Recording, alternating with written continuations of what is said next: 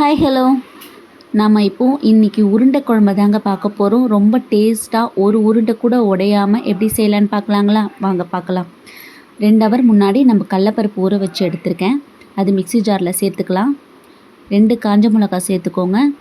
1 spoon சோம்பு சேர்த்துக்கலாம். இது நம்ம கொரன்னு அரைச்சிட்டு வந்துடலாம், ரொம்ப அரையக்கூடாது. பருப்பு நல்லா அரைச்சாச்சுங்க. இதுக்கு உப்பு தேவையான அளவு சேர்த்துக்கலாம். பாதி வெங்காயம் எடுத்து வச்சுருக்கேன், அதுவும் கட் பண்ணி சேர்த்துக்கலாம். நல்லா இது மிக்ஸ் பண்ணி விட்டுடலாம். கொஞ்சமாக கொத்தமல்லி சேர்த்துக்கலாம். கொத்தமல்லி நான் இதில் காட்டலைங்க. நல்லா மிக்ஸ் பண்ணிவிட்டு சின்ன சின்ன உருண்டைங்களாக நம்ம உருட்டி இந்த மாதிரி வச்சிடலாம். விரிசல் இல்லாமல் உருட்டுங்க. இந்த மாதிரி ஒரு பிளேட்டில் நம்ம எல்லாத்தையும் உருண்டை பண்ணி எடுத்து வச்சுக்கலாம். உருண்டை எல்லாத்தையும் பண்ணியாச்சு. இது எல்லாம் உருட்டிட்டு இது ஓரமாக வச்சுக்கலாம். இப்போ நம்ம தாளிச்சிடலாம். நான் ஒரு 4 டேபிள் ஸ்பூன் ஆயில் விட்டுருக்கேன். 1 ஸ்பூன் கடுகு போட்டிருக்கேன். 1/2 ஸ்பூன் சீரகம் போட்டிருக்கேன். 1/2 ஸ்பூன் வெந்தயம் போட்டிருக்கேன். நான் இது தேங்காய் எண்ணெய் யூஸ் பண்ணியிருக்கேங்க. நீங்கள் நார்மல் எண்ணெய் கூட யூஸ் பண்ணலாம். 2 வெங்காயம் சேர்த்துருக்கேன்.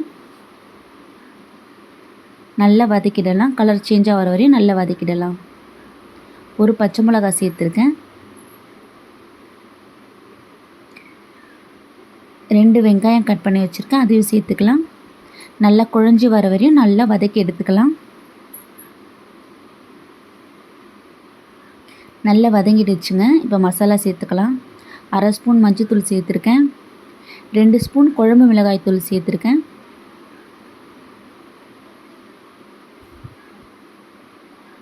1 ஸ்பூன் தனி மிளகாய் தூள் சேர்த்துருக்கேன், காஷ்மீர் சில்லி.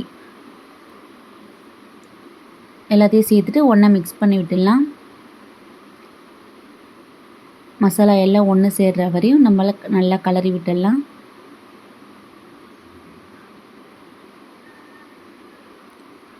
எல்லாம் ஒன்று சேர்ந்து போல் வந்துடுச்சுங்க. இப்போது சின்ன நெல்லிக்காய் சைஸ் அளவு புளி எடுத்து நான் கரைச்சி வச்சுருக்கேன், அதையும் சேர்த்துக்கலாம். சேர்த்துட்டு உங்களுக்கு தேவையான அளவு தண்ணி சேர்த்துக்கோங்க. உப்பு தேவையான அளவு இந்த ஸ்டேஜில் சேர்த்துக்கலாம். கடலை மாவு உங்களுக்கு தண்ணி இழுக்கோங்க, அதனால் நீங்கள் கொஞ்சம் எக்ஸ்ட்ராவே தண்ணி வச்சுக்கோங்க, இல்லைன்னா ரொம்ப கட்டியாகிடும். நல்லா கொதிச்சிடுச்சு. தேங்காய் பேஸ்ட்டு ஊற்றிடலாம். நான் 2 தேங்காய் பத்தை எடுத்திருக்கேன். 2 ஸ்பூன் பொட்டுக்கடலை சேர்த்து நம்ம அரைச்சிட்டு இதில் சேர்த்துக்கலாம். தேங்காய் சேர்த்து ரொம்ப கொதிக்க வேணாங்க. இப்போது நம்ம பருப்பு உருண்டையை ஒன்று ஒன்றா சேர்த்துக்கலாம். ஸ்டவ்வை சேர்க்கறதுக்கு முன்னாடி ரொம்ப ஸ்லோவில் வச்சுருங்க. டோட்டலாகவே சிம்மில் வச்சுருங்க. 1 பை 1 சேர்த்துக்கலாம். நீங்கள் ஃபாஸ்ட்டாக வச்சிங்கன்னா உங்களுக்கு எல்லாமே உடஞ்சிரும். தனித்தனியாக தள்ளி போடுங்க. எல்லாம் ஒன்று போல் போட வேணாம், அப்புறம் எல்லாத்தையும் ஒன்றா மிக்ஸ் ஆகிடும். எல்லாத்தையும் ஒன்று போட்டாச்சு. இப்போ நம்ம மூடி போட்டு வேக வைக்கலாம்.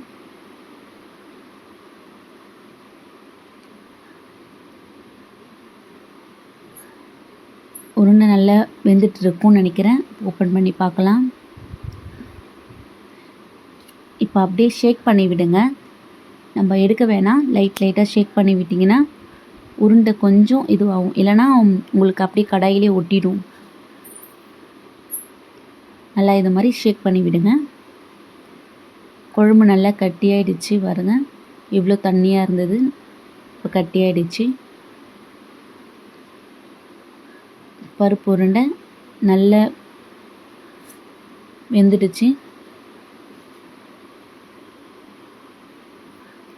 இது உங்களுக்கு சாஃப்டாகவும் இருக்கும், அதே சமயத்தில் உடையவும் உடையாது. சூப்பரான ஒரு உருண்டை குழம்பு ரெடி ஆகிடுச்சுங்க. இதுக்கு சைடிஷ்ஷே தேவையில்லை, நம்ம இந்த உருண்டை வச்சே சாப்பிட்லாம். சுட சுட சாதத்தில் சூப்பராக இருக்கும். ட்ரை பண்ணி பாருங்கள். எப்படி இருந்ததுன்னு கமெண்ட் பண்ணுங்கள்.